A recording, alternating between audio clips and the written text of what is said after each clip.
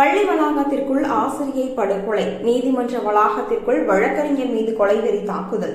திமுக ஆட்சியை அகற்றுவதே மக்கள் பாதுகாப்பாக வாழ்வதற்கான ஒரே வழி என்று நாம் தமிழர் கட்சி ஒருங்கிணைப்பாளர் சீமான் அவர்கள் அறிக்கை ஒன்றை வெளியிட்டுள்ளார். தஞ்சாவூர் மாவட்டம் மல்லிப்பட்டினம் அரசு பள்ளியில் பணிபுரிந்த ஆசிரியை ரமணி அவர்கள் பட்டப்பகலில் பள்ளி வளாகத்திலேயே படுகொலை செய்யப்பட்டுள்ள செய்தி பெரும் அதிர்ச்சியையும் மிகுந்த மனவேதனையையும் அளிக்கிறது.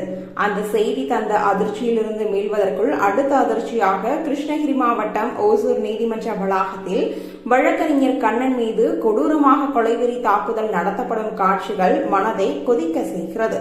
தமிழ்நாட்டில் கிராம நிர்வாக அலுவலர், வட்டாட்சியர், அரசு மருத்துவர், அரசு பள்ளி ஆசிரியர், வழக்கறிஞர் என பட்டப்பகலில் அடுத்தடுத்து நிகழும் கொலைவெறி தாக்குதல்கள் யாவும் திமுக ஆட்சியில் சட்டம் ஒழுங்கு என்று ஒன்று இருக்கிறதா என்ற ஒரு ஐயத்தை ஏற்படுத்துகிறது.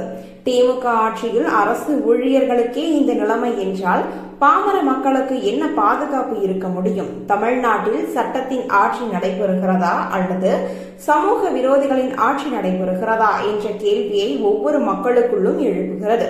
தமிழ்நாட்டில் சாதிய தீண்டாமை கொடுமைகள், ஆணவ படுகொலைகள், பாலியல் வன்கொடுமைகள் அரசியல் தலைவர்கள் முதல் அரசு ஊழியர்கள் வரை பட்டப்பகலில் நாள்தோறும் நிகழும் படுகொலைகள், பெருகி ஓடும் கள்ளச்சாராயம், கட்டுக்கடங்காத கஞ்சா புழக்கம் என திமுக ஆட்சிக்கு வந்த பிறகு பொதுமக்கள் பாதுகாப்பாக வெளியில் சென்றுவிட்டு வீடு திரும்ப முடியாத கொடுஞ்சூழல் நிலவுகிறது.